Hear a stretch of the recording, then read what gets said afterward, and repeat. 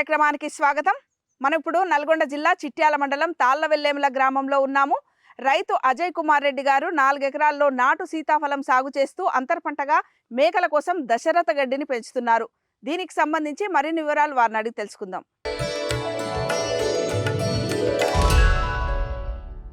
నమస్కారం సార్. నమస్తే. ఈ 4 ఎకరాల సీతాఫలం తోట ఎన్ని సంవత్సరాలది? దాంట్లో ఈ అంతర పంటగా దశరథ గడ్డేసిరుగా మేకల కోసము.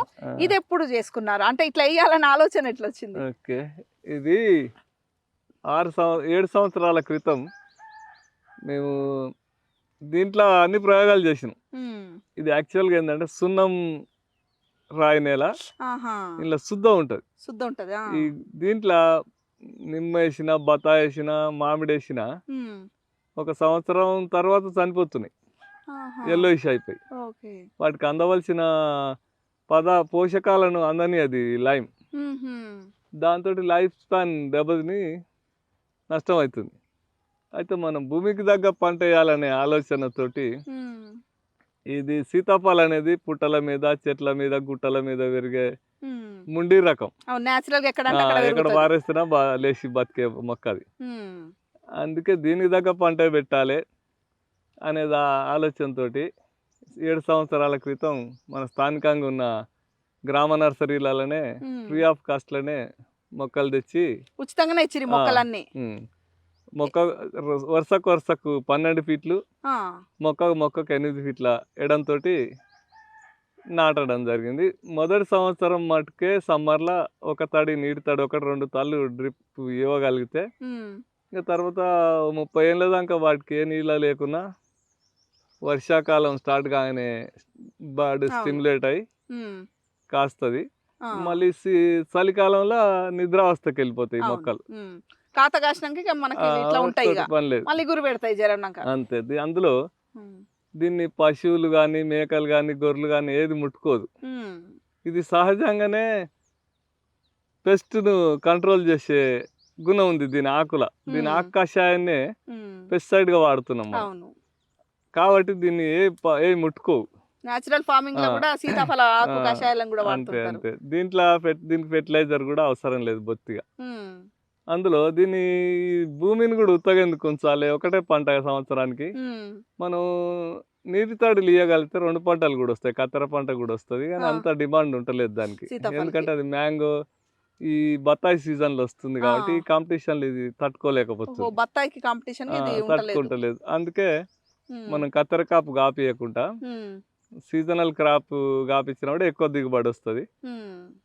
పోతే ఈ ల్యాండ్ని కూడా ఉత్తగెందుకు ఉంచాలి అనే ఆలోచన. ఇంట్లో పశువులు, మేకలు తిరిగినా ఏం కాదు కాబట్టి దీంట్లో పశుగ్రాసం మనమే పెట్టి పొట్టేలు పిల్లలు కానీ, మేక పిల్లలు కానీ పెడితే బాగుంటుంది అనే ఆలోచనతో దీంట్లో మనం హెడ్జ్లు చూస్తారు, తెలుగులో దీన్ని దశరథ గడ్డి అంటారు. దీన్ని మనం నాదెండ్ల బ్రహ్మయ్య అని షాద్నగర్లో ఒక రైతుండు, ఆయనకి ఈ పశుగ్రాస విత్తనోత్పత్తిదారుడు ఆయన దగ్గర నీ గింజలు 600 kg లెక్కన అప్పుడు తెప్పించి 4 years బ్యాక్ చల్లడం జరిగింది. అంటే ఇప్పుడు వానకాలంలో వానకాలం చల్లి. ఎన్ని విత్తనాలు పట్టినాయి సార్ ఇవి? దీంట్లో మనం ఎకరానికి 2 kg చల్లాం. 4 అంటే 4 2 8 కిలోల విత్తనాలు చల్లాం. ఇప్పుడు ఈ సీతాఫలం చెట్లు ఎన్ని పెట్టినట్టు? సీతాఫలం దాదాపు 1200-1300 మొక్కలు ఉన్నాయి. 1300 మొక్కలు. మరి ఎప్పుడు వచ్చినాయి ఖాతాకి? ఇది 7 ఏళ్ల కింద పెట్టిరు కదా? 2వ సంవత్సరం కెళ్ళి స్టార్ట్ అవుతుంది. వాళ్ళు ఇచ్చింది మనకు దాదాపు 2-3 నెలల మొక్క. 2 ఫీట్లు ఉంటుంది, 2 ఫీట్లు ఫీట్నర ఉంటుంది. ఫీట్నర మొక్క ఇచ్చిరు. మన పొలంలో 2 సంవత్సరాలు పెంచినాక ఇది ఖాతా స్టార్ట్ అయింది. తర్వాత 4 ఏళ్ల కింద ఇది చల్లిరు. అవును, దశరథ గడ్డి. మేకలు ఎప్పుడు తెచ్చిరు? అప్పుడు ఇది తెచ్చినప్పుడు యాక్చువల్ గా పొట్టేలు పిల్లలు తెచ్చినాము. పొట్టేలు పిల్లలు తెచ్చినాక అప్పుడు 1-2 బ్యాచ్లు అయిపోయినాక మధ్యంగా మళ్ళీ మనం పెట్టలేదు. అయితే ఈ మధ్యనే మేక పిల్లలను తెచ్చి మిర్యాలగూడెం సంతకెళ్ళి మేక పిల్లలు తెచ్చి పెట్టినాం. ఇంకా నాది వెల్ ఫెన్స్డ్ 10 acres కూడా జాలి ఉంటుంది. ఇళ్ళది బయటికి పోడు కానీ బయటది ఇళ్ళకి వచ్చుడు ఉండదు. మా ఇంటికి గేటు కాంచి తప్పితే ప్రొటెక్టెడ్ ఏరియా కాబట్టి మేకలు ఆవులు వదిలేసినా కూడా ఆ. దీంట్లో మేసుకుంటాయి, ఆవు మనం కూడా ఈవినింగ్ ఇంట్లోనే ఉంది. కట్టేసుకోవచ్చు. మనకు ఒక ఆవు కూడా ఉంది, అది 10 లీటర్స్ ఇస్తుంది, అది కూడా ఇంట్లోనే మేస్తుంది. ఉమ్, ఇంట్లోనే నీటి తొట్టె కూడా ఉంది, నీళ్ళు తాగుతాయి, చెట్ల కింద పడుకుంటాయి, ఉమ్. ఈవినింగ్ ఇంటికి వస్తాయి. ఈ మేకలు కూడా వేరే మేకలతో గొర్రెలతో కలవవు కాబట్టి వ్యాధులు కూడా తక్కువ వస్తాయి. అదొకటి అదనం బెనిఫిట్. లాభం. పోతే ఈ ఎడ్జ్ లూసర్ను ఒకసారి చల్లామంటే ఇక అది లైఫ్ లాంగ్ పోదు. అదే ఆహా. మొద్దు వర్షం అనుకూలించినప్పుడు ఇగురు వస్తుంది, లేకపోతే రాలిన గింజలన్నా వర్షాకాలంలో మళ్ళీ రేజ్ అవుతాయి, మొలుస్తుంటాయి. అదే కింద పడితే అవే మొలుస్తాయి, మళ్ళీ కాబట్టి అవే ఇక పెరుగుతాయి. తేవాల్సిన అవసరం లేదు, ఇతను ఒకసారి చల్లుకుంటే. హైలీ ప్రోటీనియస్ ఫుడ్ ఇది, కాబట్టి మాంసకృతులు ధారాళంగా ఉంటాయి, కాబట్టి గ్రోత్ కూడా బాగా వస్తాయి మేకలు కానీ పొట్టేళ్ళు కానీ. అది సరే, ఈ దశరథ గడ్డి ఇంతే హైట్ ఉంటుందా ఇంకా పెరుగుతుందా? దశరథ గడ్డి ఎర్లీ స్టేజ్కి వెళ్ళి మనం మేకలు కానీ పొట్టేళ్ళ కానీ వదలనప్పుడు 7-8 ఫీట్ల దాకా కూడా సాగుతుంది, పెద్దగా అవుతుందా? తీగలాగా ఏదైనా సపోర్ట్ ఉంది. ఇప్పుడు సీతాఫలం మొక్క ఉందిగా, దీన్ని పట్టుకొని అవును, కొన్ని చోట్ల ఉన్నాయి. అవును. లేకపోతే కొద్ది మొత్తంలో పెరిగిన తర్వాత కింద అదే ఒరుగుతుంది, కాయలు కాస్తుంది, కాబట్టి ఆ వజన్కు ఒరుగుతుంది. ఈ కాయలు ఉన్నాయి, చిన్న చిన్న పెసరకాయలు లాగా. ఈ గింజలు పడి మళ్ళీ మొలుస్తూనే మళ్ళీ ఉంటది. రేజింగ్ అవుతుంది. మనం ఇంకా ఒక్కసారి చల్లుకుంటే ఇక చల్లాల్సిన అవసరమే లేదు. లేదు, ఇది ఇంకోటి ఏంటంటే చిక్కదన్నం తోటి ఉంటది కాబట్టి అది వేరే కలుపును మొత్తం ఇది అణిచేస్తుంది. ఇప్పుడు మనకు సీతాఫల తోటలో కలుపు సమస్య ఉండదు. ఇంకా అదన సౌకర్యం ఏంటంటే ఇది లెగ్యూమ్ ఫ్యామిలీ కాబట్టి నత్రజని స్థాపక శక్తి ఉంటది వేర్లల్లా, కాబట్టి సీతాఫలకు అదనం సింబయాసిస్, దాని ఆకులు రాలితే దీనికి బలం అవుతుంటది. దీని ఏర్లలో ఉన్న బ్యాక్టీరియా బుడిపలతో సీతాఫలకు నేచురల్ గా నైట్రోజన్ స్థాపకత ఏర్పడుతుంది. సరే, ఇప్పుడు ఈ సీతాఫలకు సంబంధించి ఎట్లాంటి యాజమాన్య పద్ధతులు తీసుకోవాలి? మళ్ళీ దీనికి మనము నీళ్ళు ఇస్తామా, ఫెర్టిలైజర్ ఏమైనా వాడతామా? అంటే ఇది పూర్తి న్యాచురల్ అనుకోవచ్చా? జీరో బడ్జెట్ వ్యవసాయంలో భాగంగా దీనికి మనం మొక్క నాటేసి 1 సంవత్సరం కేర్ తీసుకుంటే దానికి ఫెర్టిలైజర్ అక్కర్లేదు, పెస్టిసైడ్స్ అక్కర్లేవు, నీరు అక్కర్లేదు, ఏది లేదు. వచ్చిన కాడికి మిగులేదు, ఇంట్లో తరుగులేదు, పెట్టుబడి లేదు. అది ఇప్పుడు నేను 4 ఎకరాలకు 1 లక్ష రూపాయలకు నేను కాంట్రాక్ట్కి ఇస్తున్నా ప్రతి సంవత్సరం. పోతే ఆ 1 లక్ష మనకు మిగులుబాటే కదా. అదే పత్తి ఉంది అనుకోండి, దాంట్లో 1 లక్ష వస్తే అందులో 30-40 వేలు పెట్టుబడి అవుతాయి. ఇలా పెట్టుబడి పోయేడు ఏం లేదు. ఏరుగుడు కూడా కాయల ఏరుడు కూడా వాడే ఏరుకుంటాడు కాంట్రాక్ట్. వ్యాపారికి కాంట్రాక్ట్ ఇస్తాం కాబట్టి వాళ్ళ కాయలు ఏరుకొని మనకు డబ్బులు ఇచ్చిపోతారు. ఏది దాని మీద మర్చిపోవాలి. నాటేసి మర్చిపోతే పండే పంట కేవలం నాటు సీతాఫలమే. ఎందుకంటే నేను నా అనుభవంతో చెప్తున్నా, రైతులు కూడా ఏమన్నా అగ్రికల్చర్కి అనుకూలం లేని ల్యాండ్స్ ఉంటే, రాళ్ళు రప్పలు ఇలాంటి భూములలో కూడా సీతాఫలం వేసుకుంటే ఈజీగా మనకు 25,000 ఎకరానికి ఇంటికి వచ్చి ఇచ్చిపోతారు తెంపుకొని. ఈ మధ్య కాలంలో హైబ్రిడ్ వెరైటీ తెచ్చి చాలా మంది రైతులు కూడా నష్టపోతున్నారు, ఎన్ఎంకే గోల్డ్ ఇతరత్రవి. కానీ మన నాటు సీతాఫలం అయితే ప్రూవ్డ్, ఇది ఇంకా ఎటువంటి పరిస్థితులనే తట్టుకుంటది. ఎన్ఎంకే గోల్డ్ కు పర్సనల్ కేర్ అవసరం. పోతే ఫ్రూట్ ఫ్లై వస్తుంది దానికి, ఆ ఫ్రూట్ ఫ్లై తోటి కొంత డ్యామేజ్ అవుతుంది, మార్కెట్లో వినియోగదారుడు కూడా నష్టపోతుండు ఓసారి. కానీ దీనికి ఆ బెడదలేదు, నీకు పన్న ప్రతి పండు తినే విధంగానే ఉంటది కానీ పారేసేది ఉండదు ఇలా. అదొకటి. అందులో దీనిలో నేచురల్ ఫ్రాగ్రెన్స్ కానీ, నేచురల్ టేస్ట్ కానీ, స్వీట్నెస్ కానీ వేరే ఆటలలో ఉండదు. అది సార్, ఇంకొకటి కొమ్మ కత్తిరింపు చేయాలి ఇట్లాంటి తోట పంటల్లో అంటారు కదా, మరి దీనికి కొమ్మ కత్తిరింపు అవసరపడుతుందా? ఇప్పుడు హైబ్రిడ్స్ కు కొమ్మ కత్తిరింపు కావాలి, ఎందుకంటే ఒక కొమ్మకు ఒకటే కాయ వస్తుంది ఎండ్లా, కాబట్టి కత్తిరించిన కొద్దీ ఎన్ని కొమ్మలు వస్తే అన్ని కాయలు వస్తాయి. దీనికి ఆ ప్రాబ్లం లేదు. ఇప్పుడు చూస్తా ఎండిపోయిన కాయలు కూడా పిట్టలు తినంగా మిగిలిన ఉన్న అవి కూడా చూడండి, ఒక ఫీటు పరిధిలోనే దాదాపు 10 దాకా ఉన్నాయి. కాబట్టి దీనికి ఏమైనా ఒక ఉంటే ఒక పిట్టలో పెడదు, చిలుకలో పెడదు ఒకటి ఉంటది, ప్రకృతిలో భాగం. అవి కొన్ని తిన్నా అన్ని అయితే తినేలేండి. సరే, వాటిని కూడా మనం బతు ప్రకృతిని కూడా రక్షించవలసిందే మన ధర్మం. అప్పుడే మనం కూడా ఇంకా 4 రోజులు బతాం. అది అయితే దీనికి ఎటువంటి పెట్టుబడి ఖర్చు ఉండదు, లేదు, వచ్చేదంతా ఆదాయమే. లేదు, ఎవరైనా జీరో. రైతులు కూడా నాటు సీతాఫలమే ఎంచుకోవాలా? వేసుకోవచ్చు. ఉమ్, మార్కెట్ ప్రాబ్లం కూడా లేదు. ఇదివరకు ఉమ్, ఆ, ఇంత ఖర్చు కాకపోయేది. ఇప్పుడు జనాభా పెరిగింది కాబట్టి ఉమ్, ఎప్పటికీ డిమాండ్ అండ్ సప్లై లెక్కన చూస్తే ఉమ్. డిమాండ్ ఎక్కువ ఉంది, సప్లై తక్కువ ఉంది. అప్పుడు గుట్టల మీద ఆడిడ ఆ, అంతటా పెరిగేది పెరిగేది, మొక్కలు. అవును. ఈ మధ్యన గుట్టల మీద అక్కడక్కడ అంతరించిపోయినాయి. ఇంకా పోతే ఉమ్, 70% విలేజ్లలో కోతులు పెడుతుంది. అవును. ఆ కోతులను నుంచి రక్షించినప్పుడే కొంత డ్యామేజ్ తగ్గుతుంది. సీతాఫలం ముఖ్యంగా పిందె దశలోనే పీక్ పాడేస్తాయి అవి. అంతే అంతే. కాకపోతే మా దగ్గర కోతుల బెడద లేదు. ఉన్నా మేము కంట్రోల్ చేస్తాం. అట్లా ఏప్రిల్ ఎండింగ్ మేలో బాగా ఎండలు కొడుతుంటాయి, అవును 40 degrees దాటుతుంటది టెంపరేచర్. అవును. మరి అప్పుడు ఈ సీతాఫల్కి ఏమైనా నీళ్ళ తడి ఇవ్వాల్సి ఉంటుందా? ఏప్రిల్ మేల ఈ నిద్రపోతాయి, ఆకులు మొత్తం రాలిపోతాయి, ఏముండవు, ఖాళీ మోడే ఉంటే చూసిన వాళ్ళు అరే చెట్లన్నీ చచ్చిపోయినాయి అనుకుంటారు. ఎప్పుడైతే రైనీ సీజన్ జూన్ 8కి వెళ్ళి మన మృగశిరకెళ్ళి స్టార్ట్ అవుతుందో ఏకదం 15 రోజుల గ్రీనిష్ అయిపోయింది మొత్తం.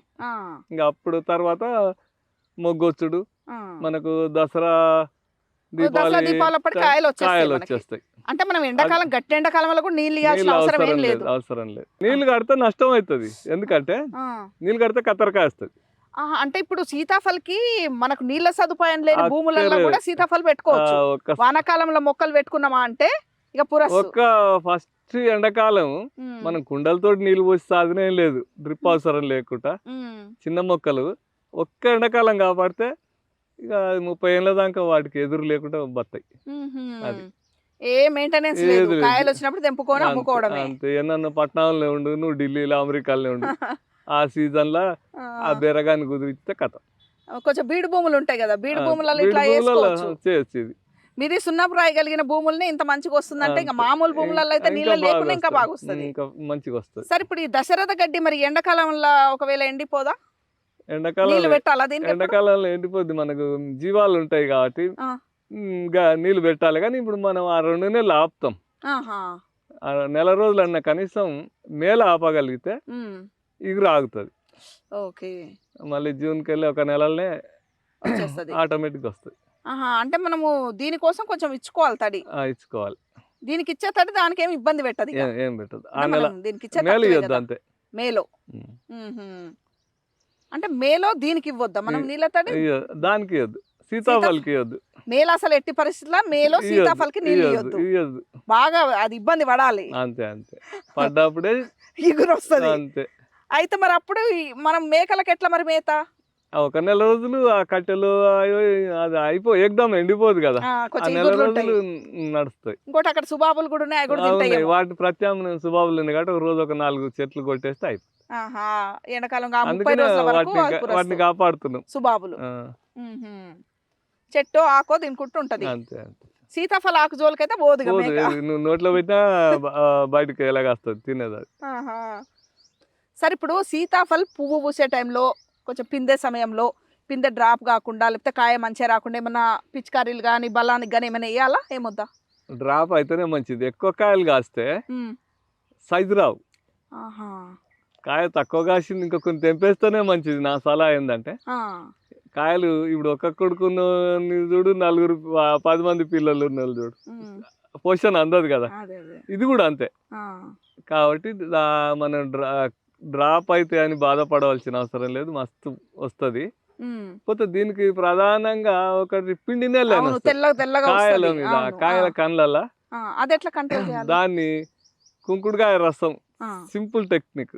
కుంకుడుకాయ రసం కానీ సర్ఫ్ వాటర్ కానీ వీటితోటే కంట్రోల్ చేసుకోవచ్చు. కాదనుకుంటే లైట్ గాఢ తగల పెస్టిసైడ్స్ తోటి కూడా కంట్రోల్ అవుతుంది. మీరు ఎప్పుడైనా అట్లా కొట్టాల్సి వచ్చిందా? రాలే ఇప్పటిదాకా 7 సంవత్సరాలలో మాకు పిండి కొట్టాలి. కానీ ఎవరికన్నా సలహా పిండి నల్లి బెడదా మాకేం రాలే.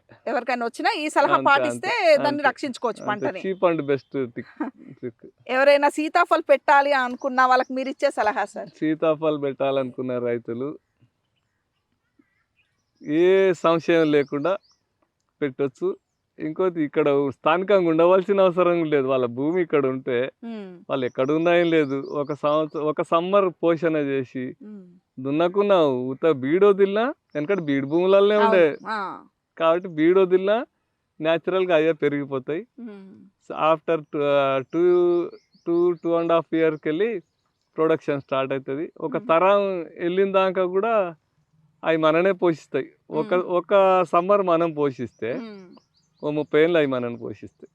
కానీ ఎంచుకునేటప్పుడు మొక్కలు మాత్రం నాటువే ఎంచుకోవాలి. నాటివే అంతే. ఇప్పుడు నాటివి కూడా గుంటూరులో బిఎన్ రెడ్డి నర్సరీ అని ఒకటి పెట్టిండు అబ్బాయి. ఆయన అక్కడ ప్రకాశం జిల్లాలో ఉన్న అడవులకి వెళ్ళి గ్రాఫ్ట్లు సేకరించి లావటికాయలు చూసి వాటి గ్రాఫ్ట్ చేసి ఈడ మనకు 60 రూపీస్ అట్లా ఒక మొక్క దాదాపు 2.5 feet మొక్క, పెద్ద మొక్కలే, పిందెలతో ఉన్న మొక్కలే మనకు గుంటూరు దగ్గర ఏదో ఉంది. సక్సెస్ అవుతున్నాయి గ్రాఫ్టింగ్ అవుతున్నాయి. ఒక సైజు కాయలు. ఇప్పుడు గ్రాఫ్టెడ్ తోటి ఏమైందంటే ఈ నార మొక్కలతోటి ఒక చెట్టు కొంచెం చిన్నగా రావచ్చు, ఒకదాని కన్నులు పెద్దగా వస్తాయి. గ్రాఫ్టెడ్ వాడు అన్ని పెద్ద కన్నుల మొక్కలకి వెళ్ళి సేకరిస్తాడు కాబట్టి కాయ లావు వస్తుంది. పెద్ద కన్ను ఏంటంటే కన్ను వెడల్పు ఉంది, కాయ దొడ్డు ఉంటుంది, గుజ్జు ఎక్కువ ఉంటుంది, గింజలు తక్కువ ఉంటాయి. కాబట్టి గ్రాఫ్టెడ్ కొద్దిగా పెట్టుబడి పెట్టగలిగే స్తోమతున్న రైతు గ్రాఫ్టెడ్ తెచ్చుకోవాలి. అప్పుడు మేము పెట్టినప్పుడు గ్రాఫ్టెడ్ అందుబాటులో లేకుండే. లేకపోతే ఏమొద్దు, ఇంకా లైఫ్ స్పాన్ చూస్తే దీని లైఫ్ ఎక్కువ ఉంటుంది. ఇప్పుడు మీరు బాగా గమనించండి, మామిడిలో కానీ నిమ్మలో కానీ గింజతో వచ్చిన మొక్కకు స్ట్రెంత్ ఎక్కువ ఉంటుంది. అదే గ్రాఫ్ట్ తోటి వచ్చినది కొంచెం లైఫ్ స్పాన్ తక్కువ ఉంటుంది. కాబట్టి ఎక్కువ రోజులు కొనసాగించాలనుకుంటే గింజ మొక్కలే బెస్ట్ సజెషన్. నాటు వెరైటీకి వెళ్ళొచ్చు. కొంచెం పెట్టుబడి పెట్టే స్తోమత ఉంటే గ్రాఫ్టెడ్ మొక్కలు తెచ్చుకొని పెట్టుకోవచ్చు. థ్యాంక్ యూ సార్, మంచి సమాచారం ఇచ్చారు. ఇది ఈనాటి రైతు మిత్ర. మరో వ్యవసాయ సంబంధ అంశంతో మళ్ళీ కలుద్దాం. అంతవరకు సెలవు, నమస్కారం.